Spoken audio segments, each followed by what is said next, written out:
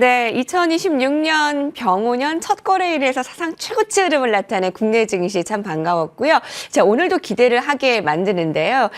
간밤에 움직인 야간 선물, 네, 오늘도 플러스권입니다.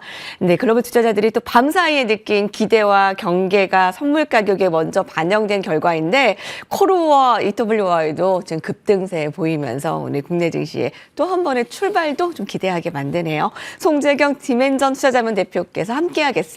안녕하십니까? 네, 안녕하세요. 귀 기울여 보면 좋을 2026년에 대표님의 시선 함께 할 텐데요. 먼저 2025년 한눈에 한번 좀 정리를 좀 해보고 또 투자 아이디어를 찾아보겠습니다. 글로벌 증시, 국내 증시 나눠서 살펴볼까요? 일단 말씀 주신 대로 작년은 이보다 더 좋을 수 없는 그러니까 작년만 같았으면 앞으로도 좋겠다 뭐 이런 생각을 할 수 있을 만큼 정말로 후회 없는 한 해였다 봐야 될 것 같고요.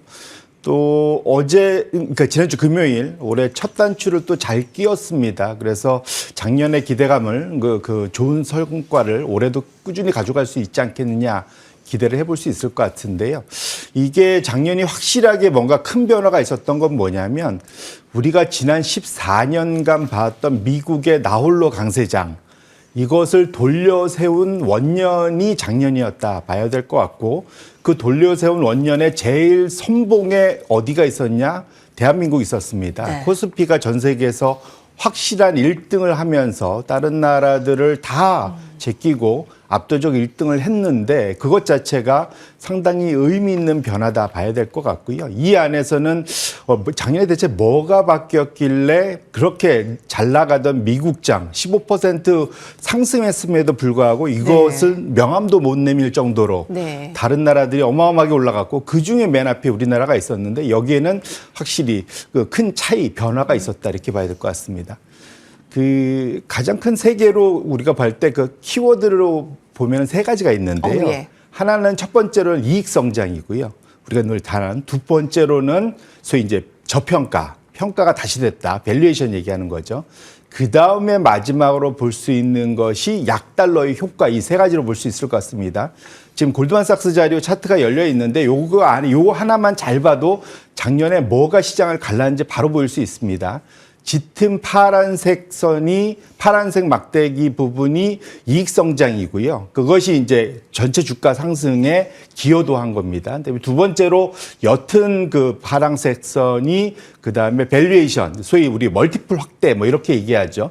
그것이 이제 올랐고 마지막에 회색 부분이 약달러 효과입니다. 그런데 우리나라하고 스페인이 공동 1위 수준 정도로 보이는데 스페인은 냉정하게 약달러 빼고 나면은 한 48% 정도 올랐거든요. 네. 그렇게 놓고 보면 우리나라는 작년에 약달러 효과가 아예 없었습니다.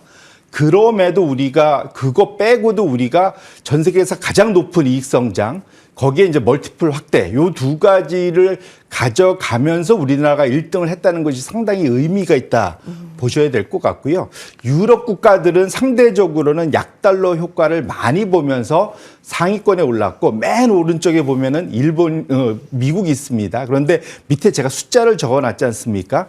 우리가 잘 아는 PER이라는 숫자입니다. 시장의 PER이 있는데 향후 12개월간 벌어들 PER이 지금까지 이렇게 많이 올랐음에도 불구하고 보시면은 지금 스페인과 우리나라가 10배, 12배 상당히 저평가돼 있죠. 맨 우측에 미국은 22배입니다. 그 사이에 보시면 12배에서 14배 사이에 유럽 국가들, 중국, 일본이 포진한 걸 확인하실 수가 있고요. 스위스 정도만 워낙 초저금리다 보니까 18배 정도로 상당히 높은 편인데 전반적으로 작년에는 확실히 장기금리가 올라가면서 시장은 확실하게 저평가 국가들의 후한 점수를 줬다. 결국 두 가지, 당연히 이익 성장 잘해야 되고 저평가, 멀티플이 낮은 나라들을 상당히 선호했고요. 여기에 이제 약달러까지 효과가 있는데 우리는 약달러 효과를 못 봤다고 그랬지 않습니까? 네네. 그런데 드디어 지금 원화 다시 강세로 좀 돌아서고 있지 않습니까? 올해도 지금 제일 큰 강세를 일본을 보고 있고요. 일본 엔화 강세. 그다음에 우리 원화도 강세를 예측들을 하고 있습니다. 그리고 이 둘을 다 이끌 때가 어디냐면 중국 위안화입니다.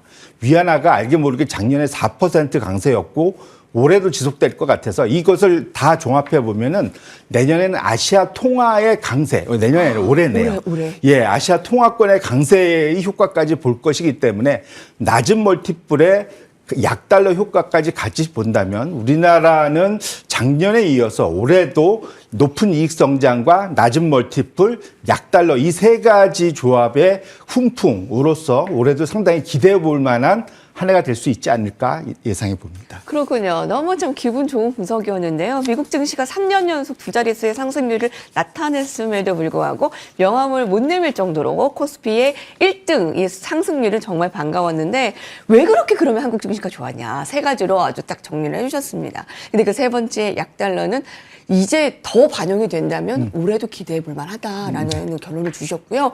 사실 이제 1월 효과 하면은 또 코스피보다 또 코스닥에 또 기대를 하게 되잖아요. 근데 작년에는 좀 코스피가 워낙에 좋았기 때문에 코스닥은 조금 기대에 못 미쳤는데 올해 1월은 어떨까요? 말씀 주신 대로 이번에는 기대에 충분히 해볼 수 있겠다 하고 있는데요. 가장 큰 이유는 일단 정부가 나서고 있지 않습니까? 코스닥 활성화 대책을 강하게 제시하고 있고 심지어는 그것의 뿌리라고 할 수 있는 벤처 활성화까지 이제 얘기를 하고 있기 때문에 그렇게 놓고 보면 우리가 대충 그 영어 그 격언에 연준에 맞서지 말라. Don't fight the Fed란 말 있지 않습니까?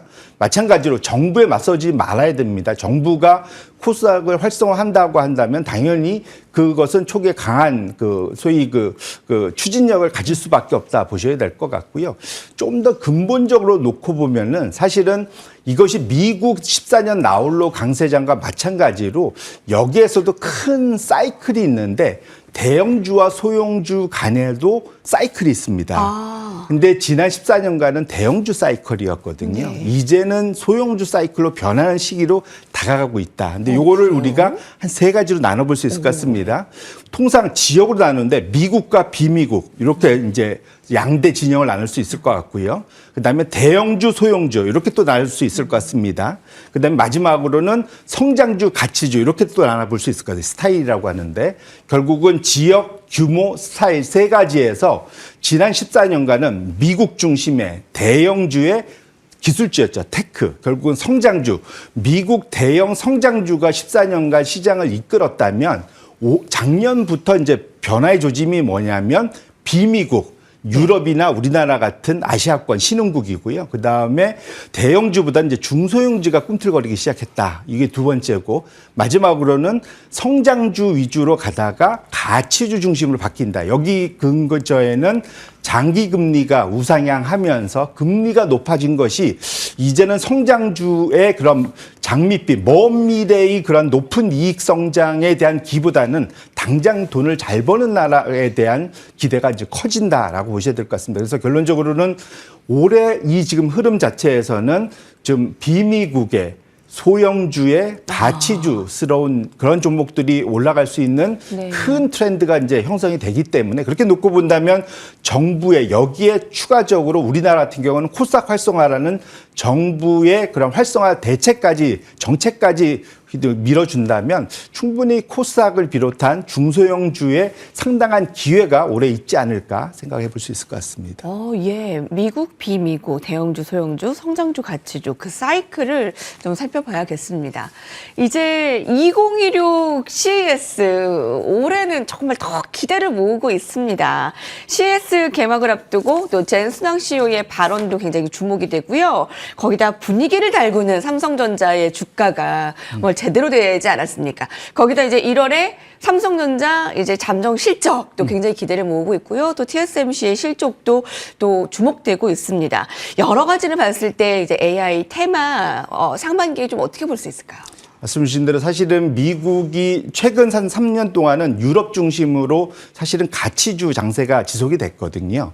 그러니까 지난 14년간의 그 성장주 끝나고 그런데 AI 테마 때문에 미국만 나홀로 사실은 성장주 강세가 갔고 그 안에 우리나라는 중간에 끼어 있는데 다행스러운 거는 제가 아까 말씀드린 대로 장기 금리가 올라가고 이걸 조금 더 구체적으로 하면 장단기 금리 차가 확대된다고 하죠. 단기 금리보다 장기 금리가 더 높은 이렇게 이것이 확대 벌어지는 시기에는 가치주가 훨씬 좋은데 그 결과로 유럽이 사실은 미국의 기술주보다 유럽 은행주가 2배 이상 올랐습니다. 유럽의 은행 지수가 67% 올랐고요. 한 해 동안. 작년에 미국의 기술주가 30% 올랐는데 유럽 은행주가 67% 올랐으니까 엄청난 차이인 거죠, 사실은. 네. 그런 측면에서 놓고 봐도 확실하게 작년에 큰 변화가 있었다 보셔야 될 것 같은데. 몰랐던 이런 자산 가격의 변화들이네요. 예, 맞습니다. 그렇기 때문에 사실은 우리나라 안에서도 상반기까지는 은행주나 이런 것, 금융주가 상당히 좋았지 않습니까?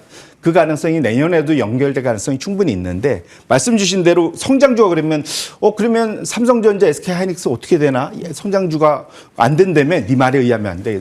여기서 조심할 것은 삼성전자는 전 세계 그 분류에서는 가치주로 분류됩니다. 예, 왜냐하면 워낙 돈도 잘 버는데 멀티플이 싸요. 그러다 보니까 그러니까 신흥국 가치주 안에는 삼성전자가 들어가고요. 신흥국 성장주 안에는 SK하이닉스, 삼성전자 다 들어갑니다. 어쨌든 결론적으로 삼성전자가 워낙 또 지난주 금요일 날 불을 뿜었던 가장 큰 이유는 AI 테마 안에서도 성장주스럽지만 실제로는 가치주 밸류에이션을 받고 있다는 측면에서 놓고 보면 삼성전자에 대한 기대를 좀 더 해볼 수 있다, 볼 수 있을 것 같고요. 전반적으로 우리나라 SK하이닉스가 그렇다 비싸냐? 비싸지 않습니다. 그렇게 놓고 본다면 삼성전자, SK하이닉스 같은 경우는 일종의 하이브리드입니다. 글로벌 컨셉에서 놓고 보면 가치주스럽지만 AI 테마가 살아있는 한 계속 갈 수가 있어서 상당한 방어력이 있을 수 있다. 네. 왜냐하면 돈을 워낙 잘 버잖아요. 그래서 그렇게 놓고 본다면 지난주 금요일의 상승은 이유 있는 상승이었다라고 볼 수 있을 것 같습니다. 네, 그 가치주 얘기를 계속 해주시는데요. 삼성전자는 성장주로 볼 수 있지만 또 가치주로서의 역할도 굉장히 크다. 자, 그러면 그 외에 또 어떤 섹터도 주목해야 되는지도 궁금하고요. 또 전략까지 같이 세워주신다면.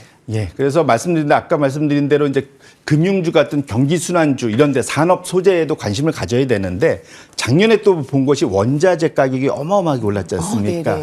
은 가격은 뭐 140%, 금 가격도 뭐 60% 이렇게 올랐는데 가장 큰 것은 원자재 투자가 워낙 적었기 때문에 장기간 그러다 보니까 공급이 달립니다. 그래서 인플레이션이 좀 상당한 상황에서 원자재 가격이 그래서 높아질 수밖에 없고 여기에 위안화 강세, 약달러는 여기에 좀 더 불을 지르는 형국이 됩니다. 결론적으로는 원자재 관련된 업종에도 관심을 충분히 좀 가져주셔야 된다 말씀을 드리고 싶고요. 네. 그런 것들이 아까 말씀드렸던 가치주스러운 데 안에 대부분 많이 들어간다. 그래서 가치주라는 요 한 단어 가지고 많은 업종을 분류해낼 수 있는데 그래서 금융업종, 산업재, 소재, 그다음에 이런 원자재스러운데 이런 걸 같이 보셔야 될 것 같고 정말로 우리나라에 또 자체적인 고유한 게 있죠. 상법 개정의 결과. 결국은 저PBR의 고평가 이 두 개의 조합은 올해 내내 시장의 기대를 받을 수밖에 없는 수요 그 분야이기 때문에 저PBR에 정말로 자산 중에 정말로 제대로 소외되고 제대로 평가받지 못한 그러한 자산을 갖고 있는 그런 종목들의 재평가는 올해 내내 지속될 수 있어서 이와 관련된 관심도 지속할 필요가 있겠다 이렇게 말씀드립니다. 예, 오늘 정말 귀한 새벽 전망 잘 들었습니다. 송재경 디멘전 투자자문 대표님과 함께했고요. 저희 같이 인사드릴게요. 오늘 말씀 감사합니다. 네, 고맙습니다.